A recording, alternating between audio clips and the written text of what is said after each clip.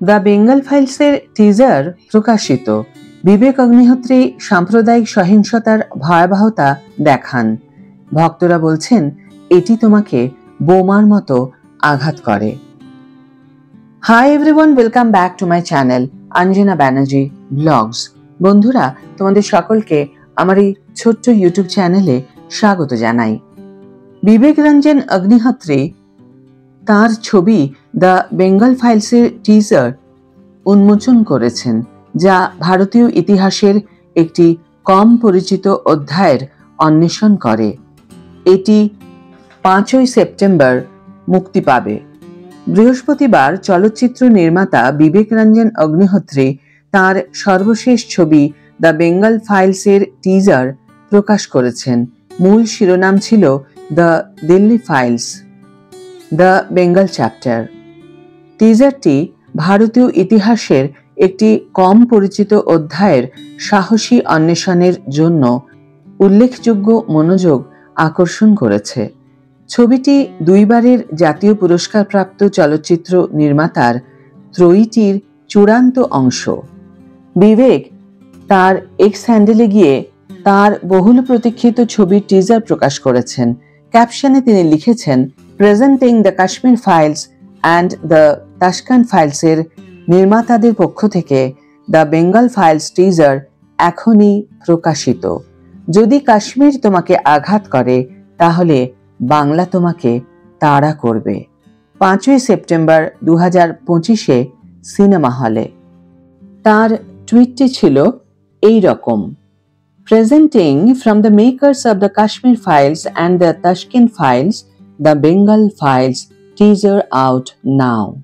If Kashmir hurt you, Bengal will haunt you in cinemas on 5th September 2025. টিজারটি শুরুতেই একটি গম্ভীর অথচ মর্মাহত কণ্ঠস্বর ঘোষণা করা হয়, मैं एक कश्मीरी पंडित हूँ, इसलिए एक ही साथ कह सकता हूँ कि বাংলা এক दूसरा কাশ্মীর बनता जा रहा है। অর্থাৎ আমি একজন কাশ্মীরি পণ্ডিত এবং তাই আমি পূর্ণ আত্মবিশ্বাসের সাথে বলতে পারি যে বাংলা আরেকটি কাশ্মীরে পরিণত হচ্ছে। এই বিবৃতিতে তাৎক্ষণিকভাবে জরুরিতা এবং ভবিষ্যৎবাণীর সুর তৈরি করে, যা চলচ্চিত্রের সাম্প্রদায়িক উত্তেজনা এবং তার প্রতিফলন অনুসন্ধানের দিকে ইঙ্গিত করে। এরপর টিজারে চলচ্চিত্রের সমস্ত চরিত্রের সাথে পরিচয় করিয়ে দেওয়া হয়। চলচ্চিত্রটি 1940-এর দশকে অবিভক্ত বাংলায় সংঘটিত ডাইরেক্ট অ্যাকশন ডে এবং নোয়াখালী দাঙ্গার মতো ঐতিহাসিক ঘটনাগুলি অন্বেষণ করে। টিজারটির প্রতি ভক্তের কি প্রতিক্রিয়া? টিজারটি মুক্তি পাওয়ার সাথে সাথেই ভক্তরা সোশ্যাল মিডিয়ায় প্রতিক্রিয়া জানাতে শুরু করেন। একজন ব্যবহারকারী লিখেছেন, এটি বোমার মতো আঘাত করেছে, আমার আত্মাকে একেবারে নাড়িয়ে দিয়েছে। আরেকজন ব্যবহারকারী ঘোষণা করেছেন, এটির জন্য অপেক্ষা করছি। আরেকজন ভক্ত বলেছেন, প্রথমবারের মতো গোপাল পাঠা অর্থাৎ গোপাল মুখার্জির মতো বাংলার আসল নায়কদের বিশ্বকে দেখানো হচ্ছে, স্পন্দিত, অপেক্ষা করছি। আচ্ছা, এবার প্রশ্ন হলো, নাম কেন পরিবর্তন করা হয়েছিল? জনসাধারণের আবেগের প্রভাবে ছবিটির নাম পরিবর্তন করে দ্য দিল্লি ফাইলস রাখার সিদ্ধান্ত নেওয়া হয়েছে। পরিচালক বিবেক অগ্নিহোত্রী ব্যাখ্যা করেছেন যে ছবিটি বাংলার ঘটনাবলী নিয়ে আলোচনা করলেও প্রাথমিক শিরোনামটি দিল্লিতে গৃহীত রাজনৈতিক সিদ্ধান্তগুলিকে তুলে ধরার লক্ষ্যে তৈরি করা হয়েছিল, যা এই অঞ্চলকে প্রভাবিত করেছিল। যাই হোক, একটি জরিপ পরিচালনা করার পর যেখানে ৯৯% উত্তরদাতা শিরোনাম পরিবর্তনের পক্ষে ছিলেন, চলচ্চিত্র নির্মাতারা ছবিটির বিষয়বস্তু এবং দর্শকদের প্রত্যাশার সাথে আরো ভালোভাবে সামঞ্জস্যপূর্ণ করার জন্য ছবিটির নাম পরিবর্তন করার সিদ্ধান্ত নিয়েছেন। বিবেক অগ্নিহোত্রী চিত্রনাট্য লিখেছেন এবং অভিষেক আগরওয়াল এবং পল্লবী যোশী এটি প্রযোজনা করেছেন।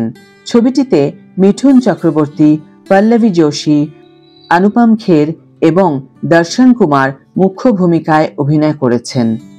এটি বিবেক অগ্নিহোত্রীর ফাইলস ট্রিলজির অংশ, যার মধ্যে রয়েছে দ্য কাশ্মীর ফাইলস এবং দ্য তাশকান্দ ফাইলস। ছবিটি 5ই সেপ্টেম্বর 2025 তারিখে প্রেক্ষাগৃহে মুক্তি পাবে।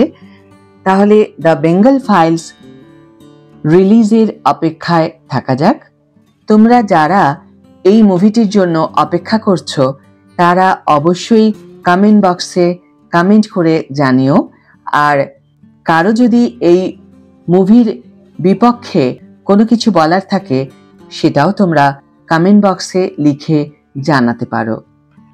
আজকের ভিডিও এখানেই শেষ করছি বন্ধুরা। ভিডিওটি যদি ভালো লেগে থাকে তাহলে অবশ্যই একটা ছোট্ট করে লাইক দিও, শেয়ার করো বন্ধুদের সাথে, কমেন্ট করে জানিও তোমাদের মতামত। যারা এখনো আমার চ্যানেলটিকে সাবস্ক্রাইব করোনি তারা অবশ্যই চ্যানেলটিকে সাবস্ক্রাইব করে আমার পাশে থেকো। আর যারা অলরেডি সাবস্ক্রাইব করে দিয়েছো তাদের জন্য আমার অনেক ভালোবাসা এবং অনেক ধন্যবাদ। আজ তাহলে বিদায় বন্ধু, দেখা হবে পরের ভিডিওতে। ভালো থেকো, সুস্থ থেকো, সঙ্গে থেকো।